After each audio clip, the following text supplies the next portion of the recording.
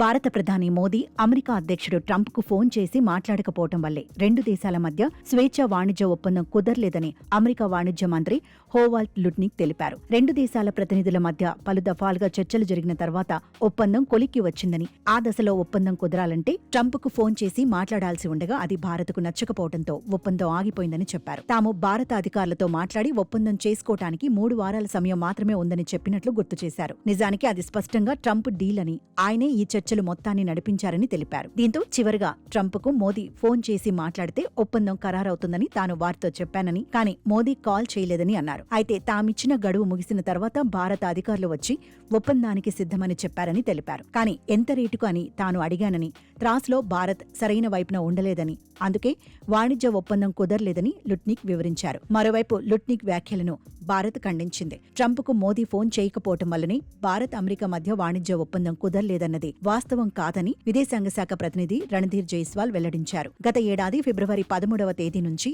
రెండు దేశాల మధ్య వాణిజ్య చర్చలు పలు దఫాలుగా జరిగాయని, కొన్ని విషయాల్లో అంగీకారం కుదరకపోవడంతో ఒప్పందం సాధ్యం కాలేదని వెల్లడించారు.